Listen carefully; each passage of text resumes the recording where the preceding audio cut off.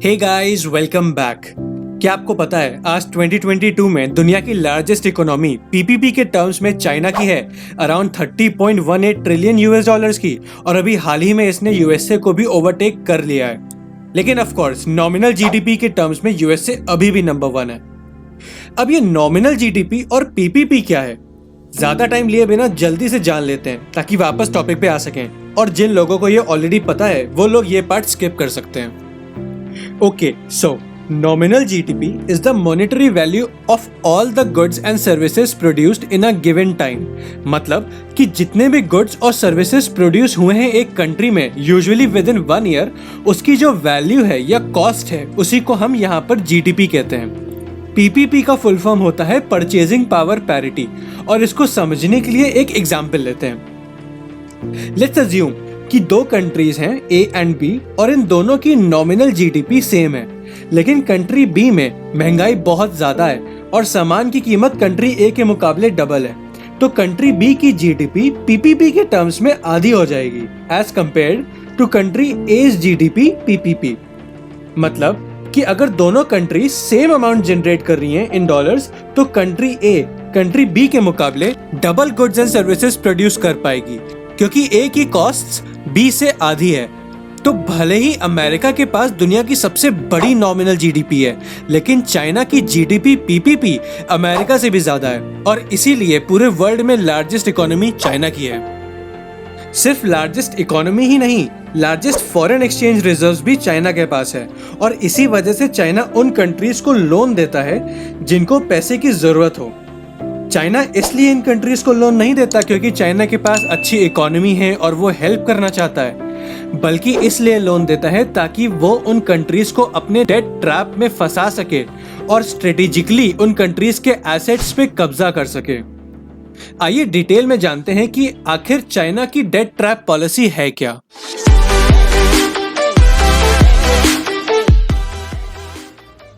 जब किसी कंट्री को कोई बड़ा प्रोजेक्ट स्टार्ट करने के लिए इन्वेस्टमेंट की जरूरत होती है, तो वो यूजुअली वर्ल्ड बैंक या इंटरनेशनल मॉनेटरी फंड के पास लोन लेने के लिए जाती है, और वर्ल्ड बैंक उनका क्रेडिट स्कोर या सिंपली उनके लोन लौटाने की कैपेबिलिटी देख के लोन दे देता है।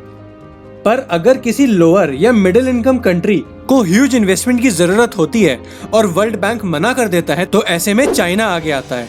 और इतना ही नहीं, चाइना जो पैसा उधार देता है वो वर्ल्ड बैंक या इंटरनेशनल मॉनेटरी फंड के कंपैरिजन में कम इंटरेस्ट पे देता है और लॉन्गर ग्रेस पीरियड पे देता है, और इसी रीजन की वजह से ज्यादातर कंट्रीज चाइना से लोन लेती हैं और चाइना की इस ट्रैप में फंस जाती हैं। जब एक कंट्री दूसरी कंट्री से लोन लेती है तो बहुत सारे लीगल डॉक्यूमेंट साइन करने पड़ते हैं और उसकी डिटेल्स वर्ल्ड बैंक को भी देनी पड़ती है। लेकिन चाइना से लोन लेने के केस में एक कॉन्फिडेंशियलिटी अग्रीमेंट या नॉन डिस्क्लोजर अग्रीमेंट साइन करना पड़ता है, जो लोन लेने वाली कंट्री को अलाउ ही नहीं करता कि वो कहीं भी बता पाए कि उसने चाइना से लोन लिया है, और ना ही लोन के टर्म्स एंड कंडीशंस को डिस्कस कर सकती है वो कंट्री। कॉन्फिडेंशियलिटी क्लॉजेस के साथ साथ जो लोन के टर्म्स हैं वो भी बहुत ओपेक होते हैं, मतलब कि उनमें ट्रांसपेरेंसी नहीं होती, या साफ साफ कहें तो उस कॉन्ट्रैक्ट में क्लियर रूल्स मेंशन्ड ही नहीं होते हैं। और इन्हीं रीजंस की वजह से जितना लोन ऑफिशियली दिखाया जाता है उससे कहीं ज्यादा चाइना एक्चुअल में कंट्रीज को देता है, और ये हिडन डेट कंट्रीज को और भी ज्यादा दिक्कत में ले जाता है। जब स्मॉलर कंट्रीज चाइना का लोन रीपे नहीं कर पाती है, तो चाइना या तो उन कंट्रीज के हाई रेवेन्यू जनरेटिंग एसेट्स पे कंट्रोल कर लेता है या उनके मेजर प्रोजेक्ट्स को सीज कर लेता है, और ऐसा करने से स्मॉलर कंट्रीज की इकोनॉमी और भी ज्यादा बुरी तरीके से क्रैश हो जाती है। चाइना इसी तरीके से स्मॉलर कंट्रीज का पॉलिटिकली फायदा उठाती है। लोन ना चुका पाने की वजह से चाइना ने श्रीलंका का second largest port Hambantota port, Pakistan का ग्वादर पोर्ट जो दुनिया का सबसे बड़ा डीप सी पोर्ट है, और कंबोडिया के $90 मिलियन की वैल्यू जितने कॉन्ट्रैक्ट्स हड़प लिए हैं। और इतना ही नहीं, नेपाल और ऐसी बहुत सारी कंट्रीज से चाइना अपने प्रोजेक्ट्स बनवाता है और उनके प्रॉफिट्स भी खुद ही ले जाता है। इनमें से कुछ एग्जांपल्स के बारे में और डिटेल में डिस्कस करेंगे कि कैसे चाइना ने कंट्रीज की इकोनॉमी गिरा दी, लेकिन उससे पहले आप लोगों का ये डरावने फैक्ट्स जान लेना बहुत जरूरी है। पिछले कुछ सालों में चाइना ने इतना लोन दिया है कि अगर उसको कंपेयर करें तो पूरे वर्ल्ड की जीडीपी का 6% जितना अमाउंट आएगा। Official amount 1.5 trillion US dollars का है, लेकिन क्योंकि चाइना एग्जैक्ट अमाउंट डिस्क्लोज ही नहीं करता है, इसीलिए इससे भी ज्यादा के लोन उसने दिए हैं। चाइना से अराउंड 150 कंट्रीज ने लोन लिया है अभी तक, और लोन देने के मामले में चाइना ने वर्ल्ड बैंक और इंटरनेशनल मॉनिटरी फंड को भी पीछे छोड़ दिया है, और ये दुनिया का लार्जेस्ट लेंडर बन चुका है। कुछ कंट्रीज ने तो चाइना से अपनी जीडीपी के 20% जितना लोन ले रखा है। इंडिया की नेबरिंग कंट्रीज ने अराउंड इतना लोन ले रखा है चाइना से। तो गाइस, एग्जाम्पल पे चलने से पहले एक बार इस वीडियो को लाइक कर दीजिए, चैनल सब्सक्राइब कर दीजिए, और प्लीज कमेंट करके ये बताइए कि आप लोगों के अकॉर्डिंग बाकी कंट्रीज को ऐसा क्या करना चाहिए कि चाइना के डेट ट्रैप में ना फंसे। कमेंट्स में बताइएगा जरूर, आई एम वेटिंग। एक एकेडमिक रिपोर्ट के अनुसार सबसे बुरा हाल पाकिस्तान और श्रीलंका का है। ये दोनों कंट्रीज ऊपर से नीचे तक चाइना के कर्जे में डूबी हैं। 2017 में श्रीलंकन गवर्नमेंट को अपना second largest port Hambantota port China को 99 साल के लिए लीज पे देना पड़ा, क्योंकि वो लोन का भारी अमाउंट चुका नहीं पाए। उनके इस पोर्ट पे अब चाइना का कंट्रोल है, जो इंडिया के लिए भी दिक्कत कर सकता है, क्योंकि वो सिर्फ कुछ ही 100 किलोमीटर की दूरी पे है इंडिया से।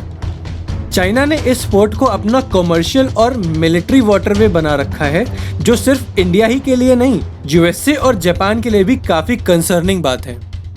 पाकिस्तान।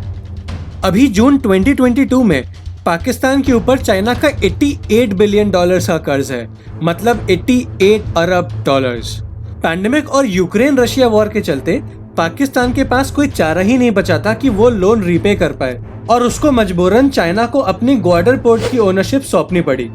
ग्वाडर पोर्ट दुनिया का लार्जेस्ट डीप सी पोर्ट है, और अब क्योंकि ये चाइना के कंट्रोल में है, तो ये चाइना को काफी स्ट्रेटेजिक, ज्योग्राफिक और इकोनॉमिक एडवांटेजेस प्रोवाइड करता है। अगर डेट ट्रैप पॉलिसी की बात करें तो चाइना इस वर्ल्ड के मैप में काफी डरावनी पिक्चर पेंट कर रहा है, लेकिन डरने की कोई बात नहीं है, क्योंकि इंडिया ने ऐसा कोई भी रिस्की लोन अग्रीमेंट चाइना के साथ साइन नहीं किया है। चाइना की इस डेट ट्रैप पॉलिसी से इंडिया एकदम सेफ है।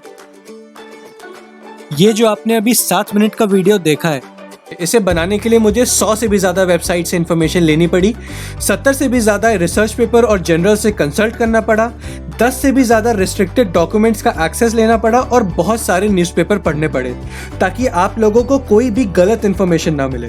तो प्लीज़ इस चैनल को सब्सक्राइब ज़रूर कर दीजिए, क्योंकि आपके एक सब्सक्राइब करने से मुझे काफ़ी मोटिवेशन मिलता है। अगर आप भी बहुत ज़्यादा खुश है कि चाइना की इस डेट ट्रैप में इंडिया नहीं फंसी है, तो इस वीडियो को लाइक ज़रूर कीजिए। और ये इन्फॉर्मेशन बहुत सारे लोगों को नहीं पता है, इसीलिए इस वीडियो को जितना हो सके उतना शेयर करिए, ताकि बाकी लोग भी इस इन्फॉर्मेशन को जान सकें। और इस चैनल को सब्सक्राइब करने के बाद बेल आइकन ज़रूर दबाइएगा, ताकि मैं जब भी इसी तरीके के इंटरेस्टिंग टॉपिक से वीडियो अपलोड करूं, तो उसकी नोटिफिकेशन आप तक पहुंच जाए और आप सबसे पहले देख पाएं। Thank you for watching this video guys. मिलते हैं अगले वीडियो में, तब तक के लिए स्टे सेफ।